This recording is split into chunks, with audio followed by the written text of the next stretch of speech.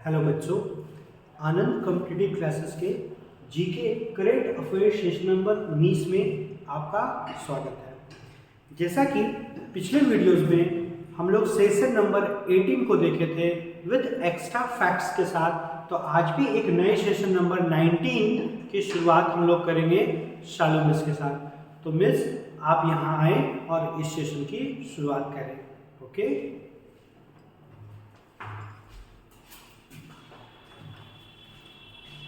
देखिएगा session number 19।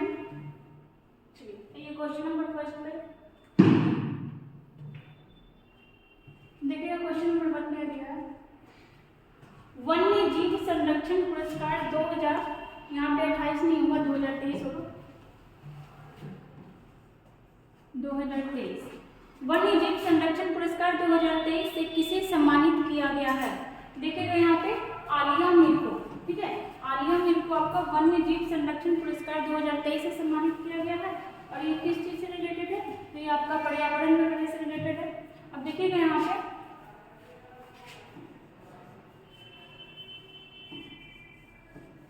देखिएगा यहाँ पे वन्य जीव संरक्षण पुरस्कार, एक होता है आपका वन्य जीव संरक्षण अधिनियम, ये सब सारा आपका पूछता है क्वेश्चन।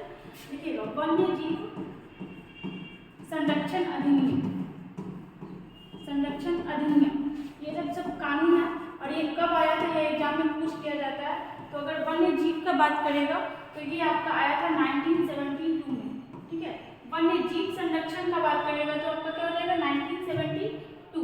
अगर आपसे पूछेगा वन संरक्षण अधिनियम, वन संरक्षण अधिनियम, तो ये आपका आया था 1980 में, ठीक है, 1980 में। अगर आपसे पूछे पर्यावरण संरक्षण अधिनियम, पर्यावरण संरक्षण अधिनियम, तो ये कब आया था? ये आया था आपका 1986 में। इसको याद रखिएगा कि आपका अगर वन्य जीव का बात करें तो हो जाएगा आपका 1972।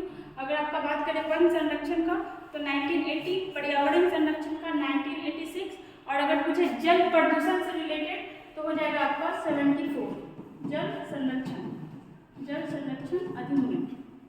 तो ये हो जाएगा आपका 1974। याद रखिएगा, ये चारों ईयर इंपॉर्टेंट है, क्वेश्चन में पूछते रहता है और चारों आपका पर्यावरण से रिलेटेड है, ठीक है। और जैसे देखिएगा यहाँ पे A.B.K. प्रसाद, ठीक है, ये भी नाम इंपॉर्टेंट है। इनको इस बार राजा राम मोहन राय पुरस्कार मिला था। कौन सा? राजा राम मोहन राय पुरस्कार। और ये किस क्षेत्र में दिया जाता है? तो ये आपका दिया जाता है पत्रकारिता के क्षेत्र में, ठीक है। राजा राम मोहन राय जो आपके आधुनिक भारत में ये काफी फेमस रहे थे, और इनको राजा का उपाधि, इनके नाम में राजा नहीं था, बाद में इनको राजा का उपाधि दिया गया था। और कौन दिया था? तो अकबर द्वितीय दिया था, अकबर द्वितीय। ये क्वेश्चन में पूछता है कि राजा राम मोहन राय को राजा को उपाधि कौन दिया था? अकबर द्वितीय दिया था। और देखिएगा जैसे, और किस चीज का ये पुरस्कार है? तो ये आपका पत्रकारिता से रिलेटेड है, पत्रकारिता, ठीक है। पत्रकारिता से हम लोग एक चीज और देखे थे, पुलित्जर अवार्ड, ठीक है, पुलित्जर अवार्ड, ये किस चीज से रिलेटेड है? तो ये भी आपका पत्रकारिता से रिलेटेड है। और किसको मिला था? तो फहमीदा अजीम को, फहमीदा अजीम, ठीक है। और ये कहाँ की है?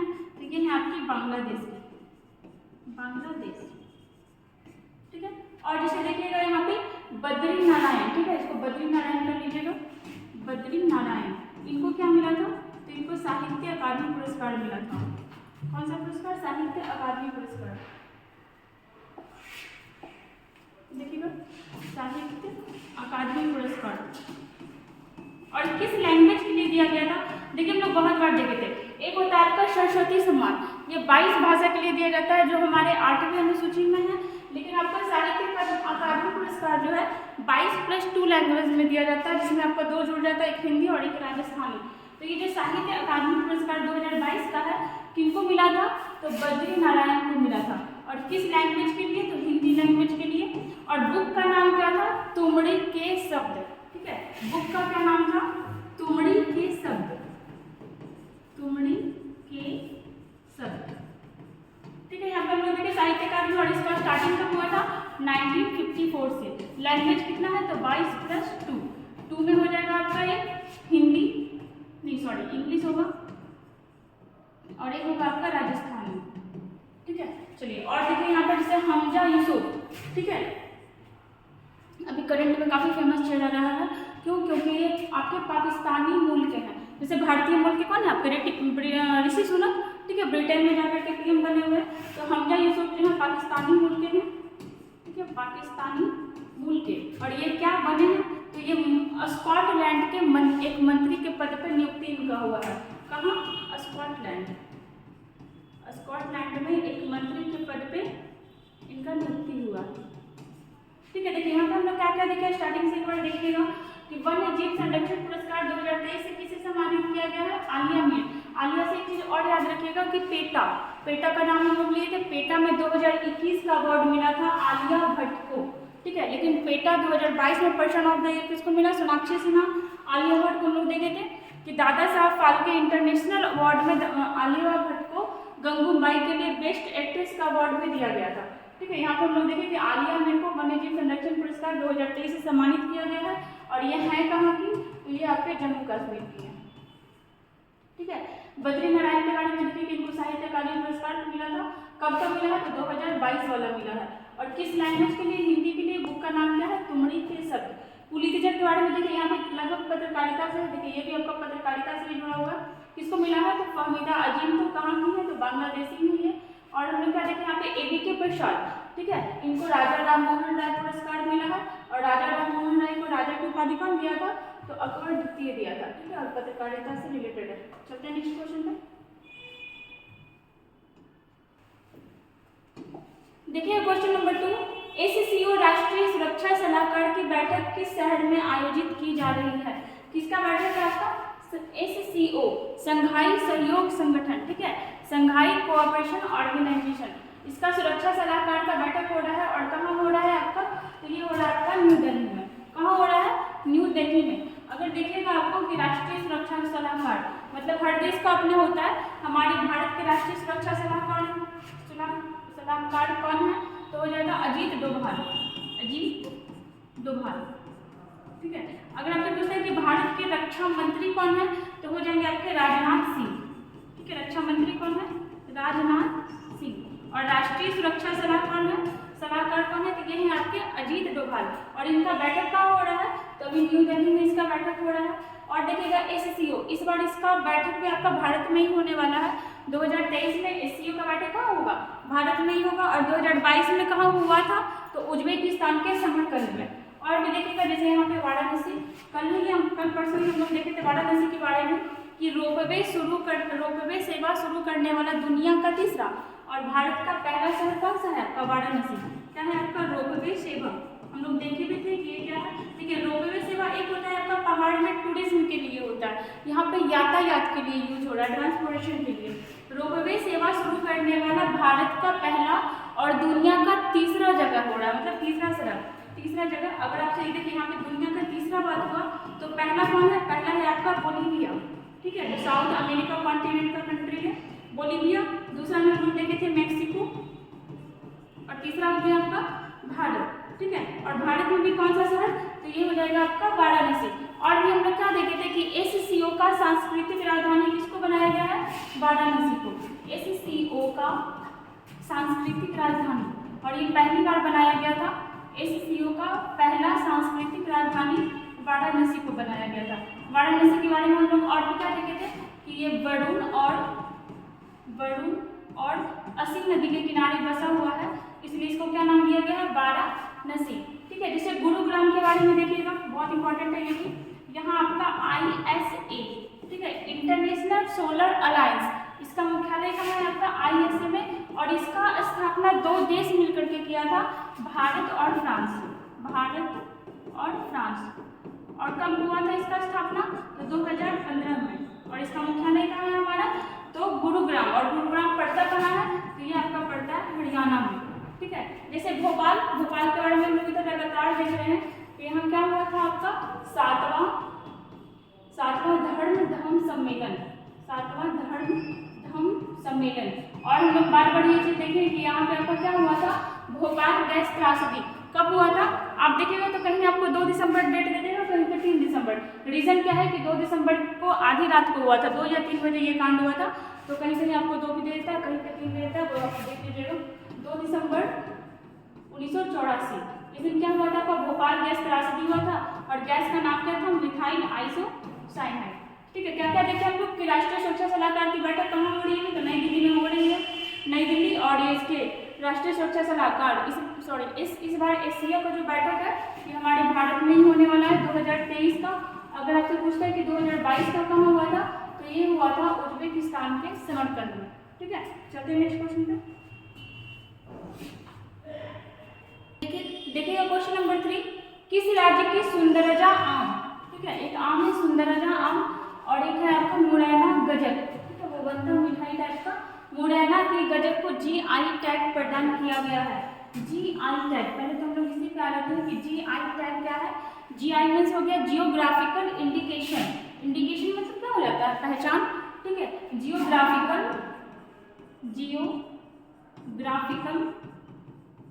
इंडिकेशन, इसमें क्या होता है ना कि अगर किसी चीज को GI टैग दे दिया जाता है तो उस चीज से उस क्षेत्र का पहचान बढ़ने लगता है। और होता क्या है कि जैसे ही GI टैग मिलता है तो उसका प्रचार प्रसार वर्ल्ड लेवल पे होने लगता है। जैसे भी हम लोग देखेंगे कि अभी हमारे एक राज्य का चाय को भी GI टैग दिया है, और वो हमारा भारत तो दिया ही था, हमारा वो यूरोपीय संघ की तरफ से भी दिया गया है। तो यही होता है कि किसी चीज को GI टैग मिल जाता है तो उसका प्रचार प्रसार ज्यादा होने लगता है, प्रचार प्रसार हुआ तो फिर वो पूरे वर्ल्ड फेमस होने लगता है। तो देखते हैं पहले GI टैग के बारे में कि ये आया कब था, मतलब भारत में कब हुआ कि कुछ ऐसा आना चाहिए। तो 1999 में एक आपका एक्ट आया, ठीक है, अधिनियम आया। हम लोग जानते हैं कि कोई भी चीज़ पहले एक्ट के रूप में पारित होता है, फिर आपका वो जब लागू होता है तो क्या बन जाता है, वो बिल बन जाता है। तो 1919 में एक एक्ट आया कि ऐसा कुछ होना चाहिए, और फिर ये फाइनली लागू कब हुआ था, तो 2003, ठीक है, 2003 में क्या हुआ आपका, ये GI टैग को लागू कर दिया गया। और पहली बार दिया कब गया था, तो 2004-2005 के लगभग में, मतलब इसी समय स्टार्ट हुआ था। 2004-2005 में आपका दार्जिलिंग की चाय को, ठीक है, दार्जिलिंग की चाय को पहली बार भारत में GI टैग दिया गया।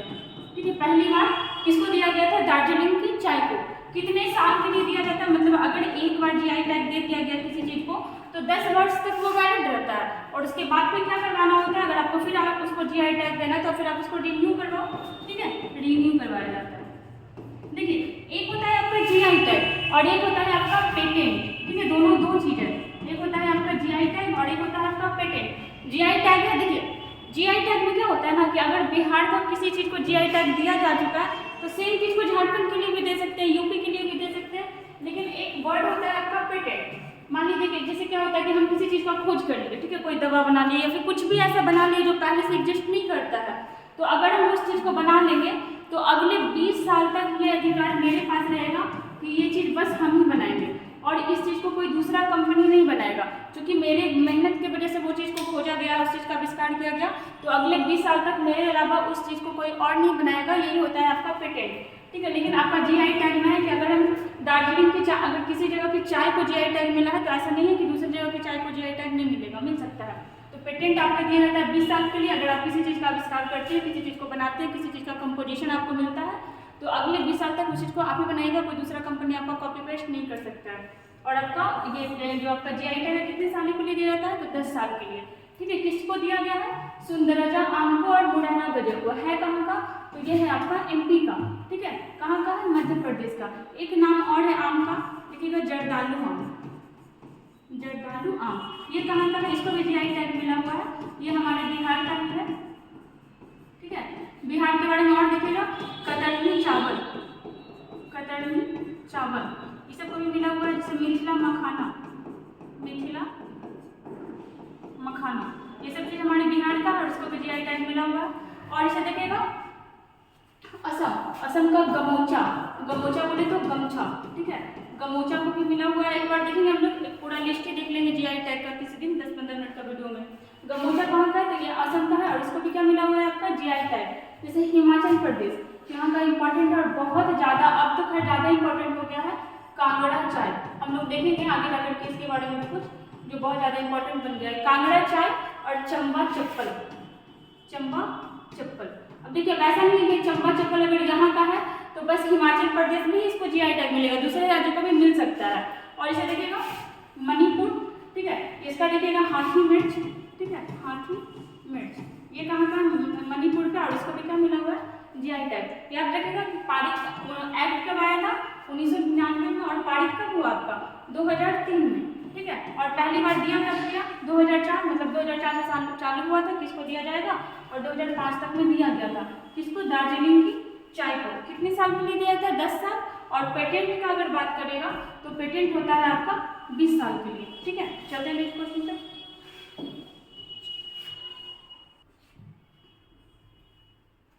देखिएगा क्वेश्चन नंबर 4।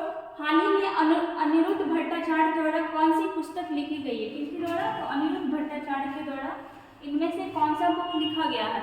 पहले देख लीजिएगा, इसका आंसर हो जाएगा ऑप्शन नंबर ए, ठीक है। ऑप्शन नंबर ए द्वारा लिखा गया है आपका, बुक का नाम क्या है, तो Basu Chatterjee and middle of the road cinema, ठीक है। नाम से ही पता चल रहा है कि ये जो आपकी बासु चटर्जी जी हैं, ये कौन है, तो ये आपकी मूवी मतलब फिल्म से रिलेटेड है, ठीक है। ये क्या रहे थे, तो फिल्म डायरेक्टर, ठीक है, निर्देशक थे, निर्देशक। और इन्हीं के ऊपर कौन सा मूवी, कौन सा बुक लिखा गया है, तो Basu Chatterjee and middle of the road, लिखा कौन है, तो अनिरुद्ध भट्टाचार्य द्वारा लिखा गया है, ठीक है। यहाँ पे कुछ कुछ और बुक का ही नाम है, देखिएगा इंपॉर्टेंट है।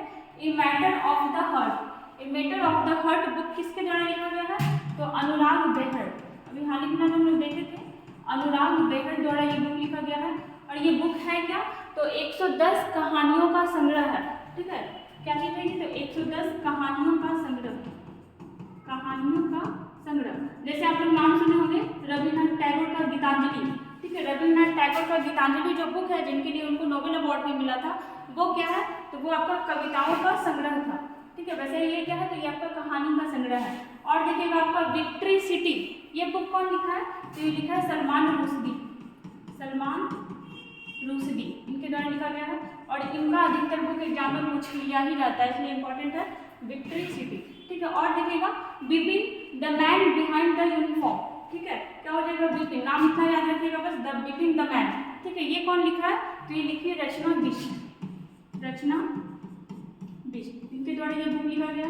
और ये बिपिन यहाँ पे है कौन, तो इनका फुल नाम हो जाएगा आपका बिपिन रावत, बिपिन रावत, ठीक है। हमारे पहले सीडीएस, मतलब पहले सीडीएस थे, अभी नहीं है, अभी इनकी मृत्यु हो चुकी है। चीफ डिफेंस ऑफ स्टाफ, ठीक है, चीफ डिफेंस ऑफ स्टाफ बोले तो तीनों सेनाओं का कोऑर्डिनेटर, ठीक है। और ये फर्स्ट नंबर के थे, अभी कौन है, तो अभी सेकंड नंबर के चल रहे हैं अनिल चौहान, अनिल चौहान, ठीक है।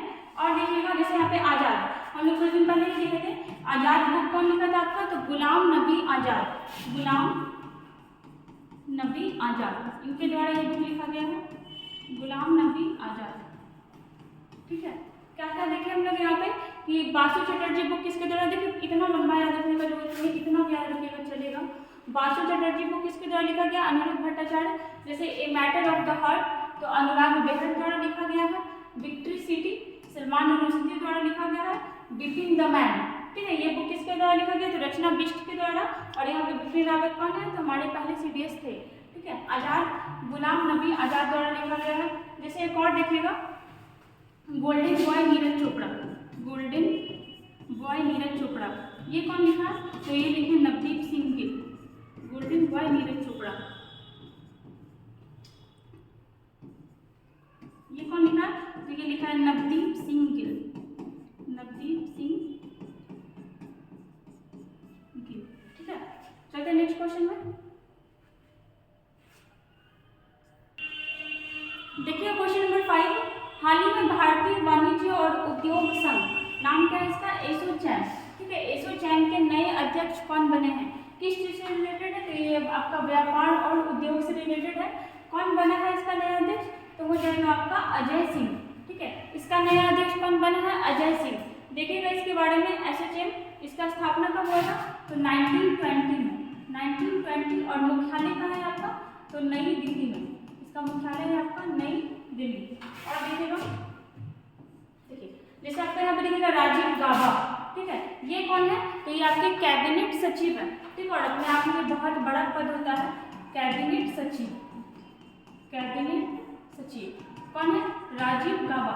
इनके बारे में देखिएगा, जैसे कैबिनेट सचिव क्या होता है, किसी हर मंत्रालय का एक सचिवालय भी होता है। तो जो हमारा ये कैबिनेट सचिवालय है, ठीक है, इसे 2 क्वेश्चन निकलता है। पहले तो देखिएगा कि जो आपका कैबिनेट सचिवालय है ये किसके अंडर में काम करता है, किसके अधीन होता है। 2 क्वेश्चन आपसे पूछता है कि जो आपका कैबिनेट सचिवालय होता है वो किसके अंडर में काम करता है, तो ये हो जाएगा आपका पीएम, ठीक है, प्रधानमंत्री। लेकिन अगर आपसे पूछता है कि कैबिनेट सचिवालय का प्रमुख कौन होता है, तो ये हो जाएगा आपका कैबिनेट सचिव, कैबिनेट सचिव, ठीक है। और अभी हमारे कैबिनेट सचिव कौन है, अभी हम लोग देखें राजीव गाबा, राजीव गाबा, ठीक है। कंफ्यूज मत करेगा, कैबिनेट सचिवालय किसके अंडर किसके अधीन होता है, तो ये हो जाएगा आपका पीएम। लेकिन इसका प्रमुख कौन होता है, तो प्रमुख जो होता है आपका ISIM का एक अधिकारी होता है, और ये है कौन, अभी तो राजीव गाबा, और होता है इसका प्रमुख कैबिनेट सचिव। और देखिएगा जैसे यहाँ पे अनंत नागेश्वर, ठीक है, ये कौन है, तो ये है आपके मुख्य आर्थिक सलाहकार। तो किसके सलाहकार है, तो भारत सरकार के मुख्य आर्थिक सलाहकार, मुख्य आर्थिक सलाहकार कौन है, किसके, भारत सरकार के अनंत नागेश्वरन, ठीक है। और देखिएगा जैसे यहाँ पे अजय कुमार सूद, बहुत इंपॉर्टेंट नाम है अजय कुमार सूद, ये है आपके प्रधान वैज्ञानिक सलाहकार, और किसके, तो भारत सरकार के ही प्रधान वैज्ञानिक सलाहकार, ठीक है, प्रधान वैज्ञानिक सलाहकार, ये कौन है। देखिए कंफ्यूज मत करिएगा, दोनों के नाम में एक टाइप का भी लगता है। देखिए थ से याद रखिएगा, यहाँ पे त है, त के बाद थ, ठीक है। अनंत नागेश्वर कौन है, तो ये है आपके मुख्य आर्थिक सलाहकार, मतलब फाइनेंस का ये सलाहकार है। और अजय कुमार सूद कौन है, तो ये आपके वैज्ञानिक सलाहकार है। अगर आपसे पूछे कि ये जो पद है वैज्ञानिक सलाहकार का, ये कब इस्टेब्लिश किया गया था, तो 1999 में। और अगर आपसे पूछे कि पहला वैज्ञानिक सलाहकार कौन बना था भारत सरकार का, तो हो जाएगा आपका APJ अब्दुल कलाम, APJ अब्दुल कलाम। और अभी है आपके अजय कुमार सूद। यहाँ पे हम लोग क्या क्या देखें कि पहले तो एसोचैम का अध्यक्ष किसको बनाया गया है, तो अजय सिंह को बनाया गया है, ठीक है। स्थापना कब हुआ था, 1920, और मुख्यालय है आपका न्यू दिल्ली में। किस चीज़ से रिलेटेड है, तो व्यापार और उद्योग से रिलेटेड है। राजीव गाबा के बारे में देखें कि हमारे ये कौन है, तो कैबिनेट सचिव है। अगर आपसे पूछे कैबिनेट सचिव किसके अंडर में होता है, तो पीएम। लेकिन प्रमुख कौन होता है, तो कैबिनेट सचिवालय किसके अंडर में होता है, पीएम, और उसका प्रमुख कौन होता है, तो सचिव होता है। नागेश्वर के बारे में देखिए हम लोग, ये कौन है, तो आर्थिक सलाहकार है। और अजय कुमार सूद के बारे में देखें तो प्रधान वैज्ञानिक सलाहकार है। और पहले प्रधान वैज्ञानिक सलाहकार कौन रहे थे, तो 1999 में ये पद इस्टेब्लिश किया गया था, और अब्दुल कलाम आजाद बने थे, ठीक है। चलते हैं नेक्स्ट क्वेश्चन पे।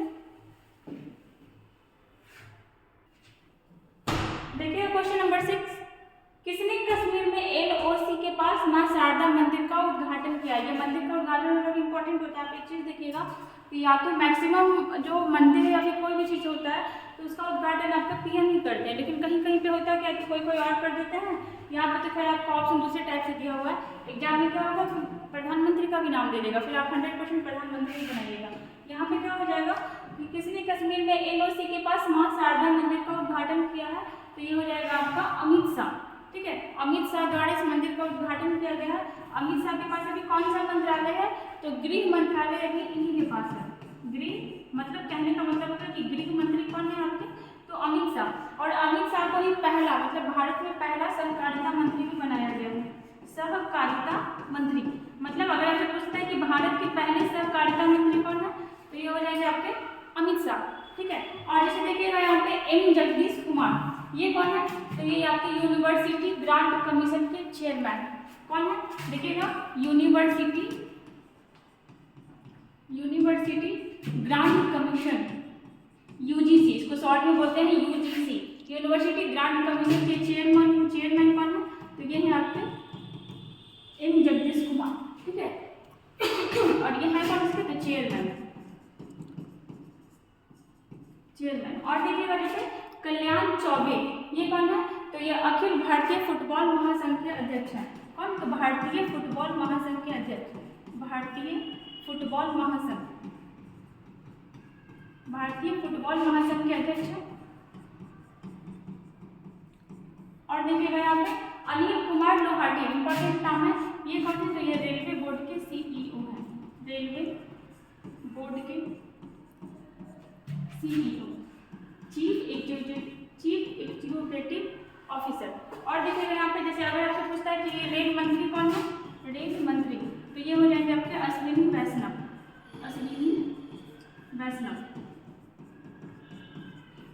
पूछता है भारत में पहला बार ट्रेन कब चलाया गया था, तो 1853, इलेक्ट्रिक ट्रेन 1925, मेट्रो ट्रेन 1984। और जैसे देखिए अगर एशिया में, पूरे एशिया में पहली महिला loco pilot Surekha Yadav, TAT train चलाने वाली भी आपकी पहली महिला पायलट सुरेखा यादव ही थी। और हम लोग जैसे देख सकते हैं इसके बारे में क्या क्या देखें, पहले तो इन जगदीश कुमार, ये कौन है, तो यूजीसी के चेयरमैन है। कल्याण चौबे भारतीय फुटबॉल, अगर आपसे देखिए ये आपका भारतीय फुटबॉल का बात हो रहा है। अगर आपसे पूछे अंतर्राष्ट्रीय लेवल पे, और अंतर्राष्ट्रीय लेवल पे कौन होता है, तो होता है आपका फीफा। अगर आपसे पूछता है फीफा के अध्यक्ष कौन है, तो हो जाएगा जियानी इन्फेंटिनो, जियानी इन्फेंटिनो। ठीक है। और हम लोग देखिए अनिल कुमार लोहाटी आपके रेलवे बोर्ड के सीईओ हैं। और रेल मंत्री कौन है, अश्विनी वैष्णव। अगर आपसे पूछे कि स्वास्थ्य मंत्री कौन है, मनसुख मंडाविया। ठीक है, चलते हैं नेक्स्ट क्वेश्चन पे।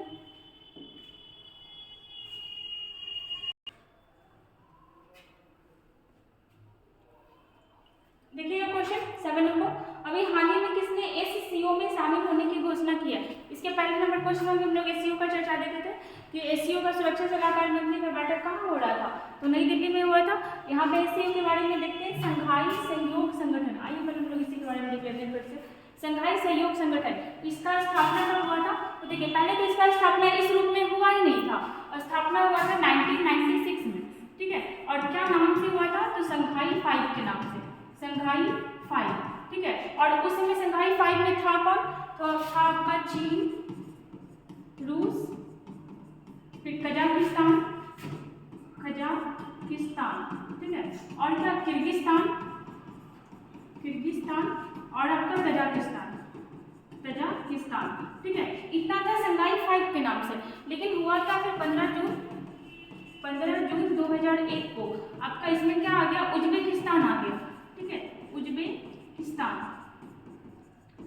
तब जाकर के ये क्या बन गया, अब ये जाकर के एससीओ बन गया। ठीक है, जब ये आ गया, जब ये एंट्री किया, तब जाके ये एससीओ फॉर्म में आए, संघाई सहयोग संगठन।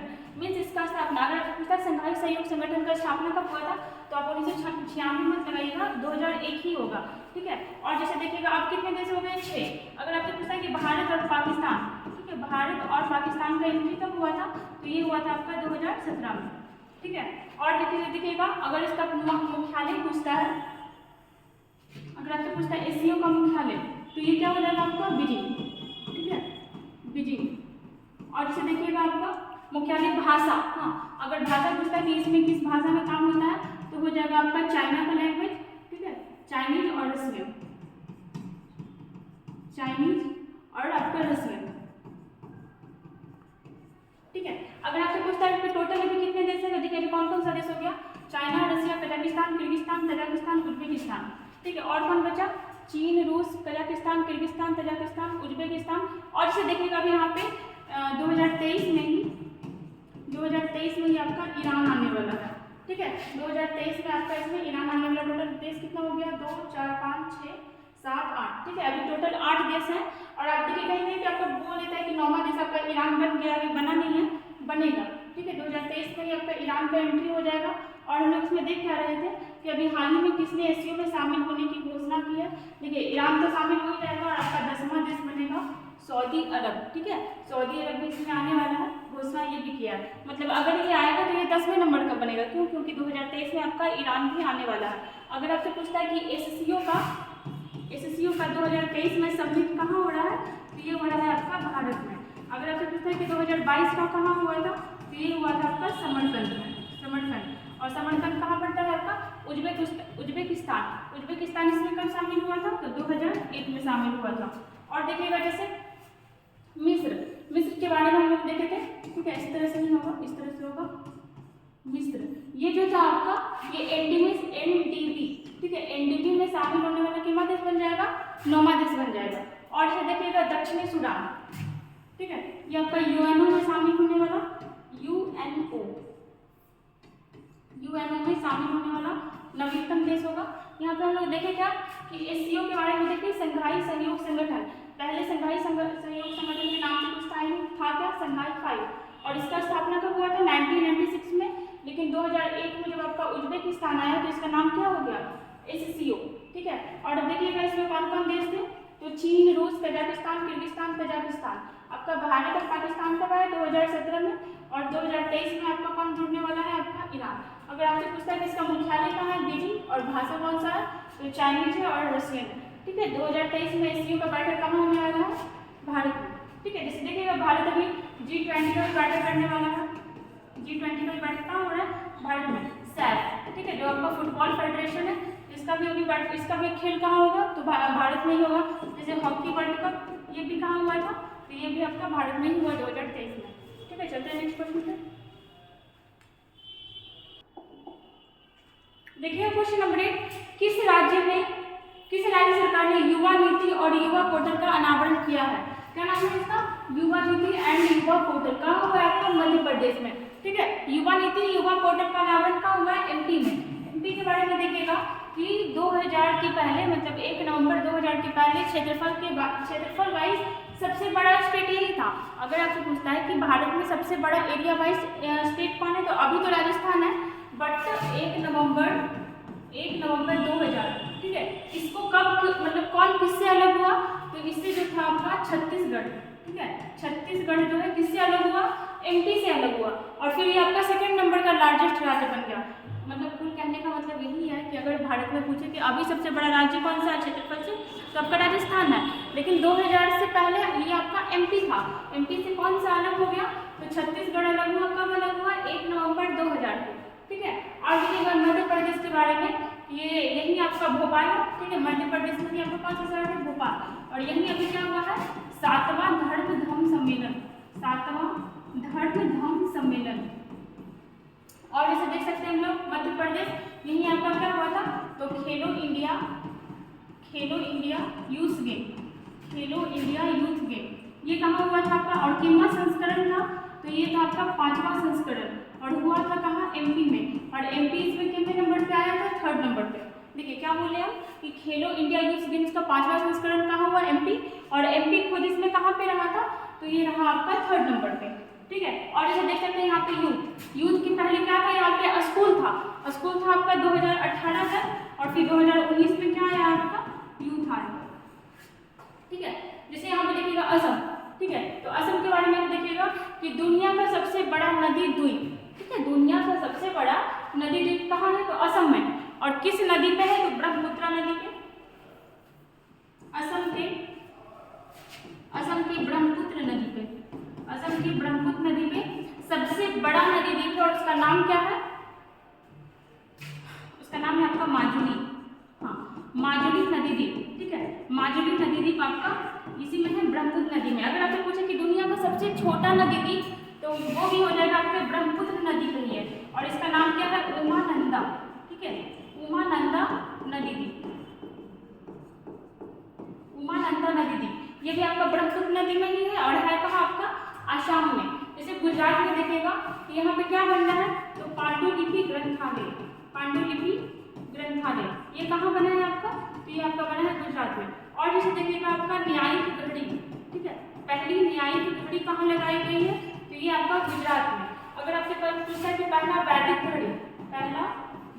घड़ी, तो ये कहाँ लगाया गया है, ये आपका उज्जैन में।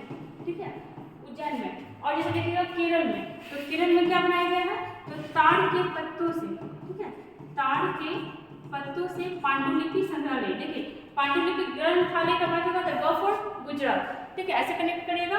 और अगर संग्रहालय की बात करेगा, पांडुलिपि संग्रहालय, ठीक है, तो ये हो जाएगा आपका गुजरात में। ठीक है, चलते हैं नेक्स्ट क्वेश्चन पे। देखिए क्वेश्चन नंबर 9, हाल ही में किस बैंक ने इलेक्ट्रॉनिक बैंक गारंटी, शॉर्ट में बोलते हैं EBG, ठीक है, इलेक्ट्रॉनिक बैंक गारंटी जारी करने वाला अब करंट में कौन सा देश बना है, तो ये आपका बना है यस बैंक। ठीक है, कुछ नहीं, बस इसमें इतना ही याद रखिएगा कि हाल ही में आपका बैंक गारंटी वो भी कैसा, इलेक्ट्रॉनिक बैंक गारंटी देने वाला पहला तो नहीं बोलेंगे, अभी करंट का बना है, तो ये है आपका यस बैंक। और जैसे देखिएगा यहाँ पे SBI के बारे में, SBI की स्थापना कब हुई थी, तो 1955 में। ठीक है, इसके पहले ये एग्जिस्ट करता था, बट इसका नाम इंपीरियल बैंक था, SBI नहीं था। SBI बोले तो स्टेट बैंक ऑफ इंडिया।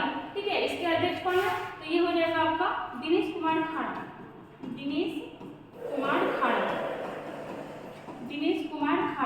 और जैसे देखिएगा PNB, ठीक है, एक यहाँ पे आप RBI में देख लीजिएगा, RBI इसकी स्थापना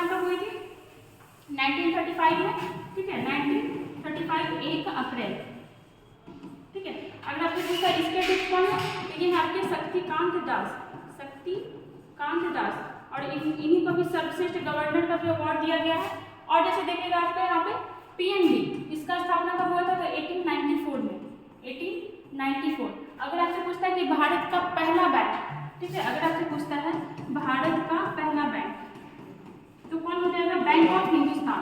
भारत का पहला बैंक हो जाएगा आपका बैंक ऑफ हिंदुस्तान। ठीक है, और इसका स्थापना हुआ था आपका 1770 में। ठीक है, कब हुआ था, 1770। ठीक है, बैंक ऑफ हिंदुस्तान का स्थापना हुआ था आपका 1770 में। अगर आपसे पूछता है कि भारत का नाम हिंदुस्तान कौन दिया था, तो ये दिया था ईरानी। ठीक है, भारत का नाम हिंदुस्तान कौन दिया था, तो ये आपका दिया था ईरानी। ठीक है, और अगर आपसे पूछता है कि भारत का नाम इंडिया कौन दिया था, तो ये दिया था आपका यूनानी। ठीक है, यूनानी। अगर ईरानी में पूछे कि ईरानी कौन आया था, तो ये आया था आपका डेरियस प्रथम। और अगर आपसे पूछता है कि यूनानी आक्रमणकारी कौन आया था, तो सिकंदर। ठीक है, मतलब सिकंदर के टाइम में भारत का नाम क्या पड़ा, इंडिया, और ईरानी जिसमें भारत का नाम पड़ा हिंदुस्तान। लेकिन एक चीज ध्यान रखिएगा कि जो आपका हिंदुस्तान नाम है, ये सर्वाधिक यूज कौन किया था, तो मुगल।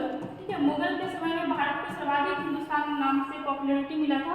और अगर आपसे पूछता है कि इंडिया नाम कौन ज्यादा यूज किया था, तो कॉमन सेंस का बात है कि मुगल के बाद कौन आया था भारत में, अंग्रेज आया था, और अंग्रेज लोग इस चीज को प्रोनाउंसिएशन नहीं कर पाता था, तो इन लोग इस नाम को ज्यादा यूज किया था। ठीक है, कौन किया था आपका, ब्रिटिश लोग। ठीक है, याद ऐसे लगेगा कि हिंदुस्तान नाम भारत को दिया कौन था, ईरानी, लेकिन सर्वाधिक यूज कौन किया आपका, मुगल। और इंडिया नाम दिया था कौन, यूनानी, और इसका सर्वाधिक यूज कौन किया, ब्रिटिश। ईरानी आया था आपका लगभग 516 या 18 BC में आया था। ठीक है, BC। और यूनानी कब आया था, तो 326 BC, सिकंदर जो आया था यूनानी में था। ठीक है, यहाँ पे हम लोग देखते हैं यहाँ पे SBI का स्थापना 1955 में, और इसके अध्यक्ष कौन है, दिनेश कुमार खाड़ा।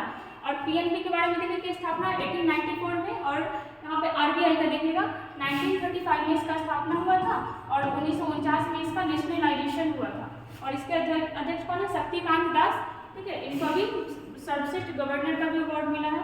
और अगर पूछे कि भारत का पहला बैंक कौन था, तो ये हो जाएगा आपका बैंक ऑफ हिंदुस्तान 1770 में। ठीक है, 1770 में। चलते हैं क्वेश्चन में।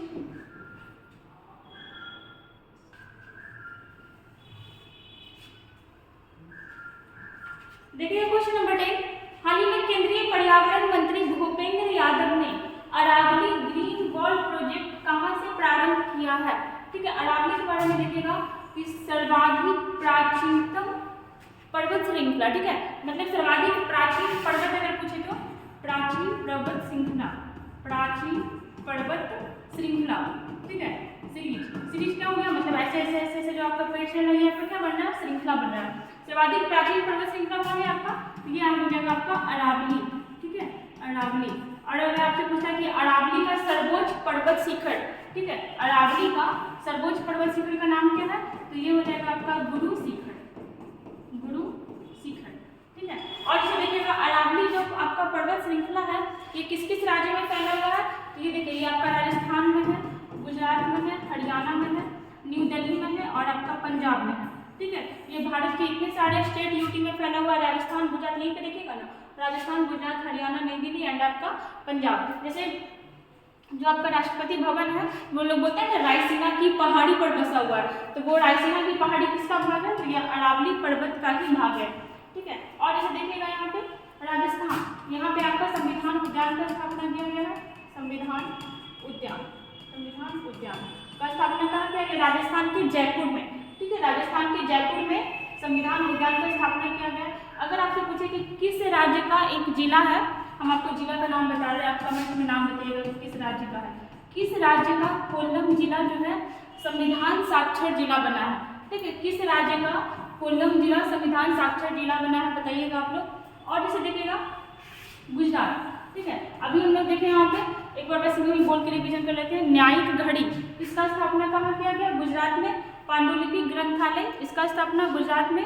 गुजरात के बारे में हम लोग ये भी देखते हैं कि भारत का सबसे लंबा तटीय सीमा वाला राज्य कौन सा है, तो गुजरात। और गुजरात का स्थापना कब हुआ था, तो 1 मई 1960 को।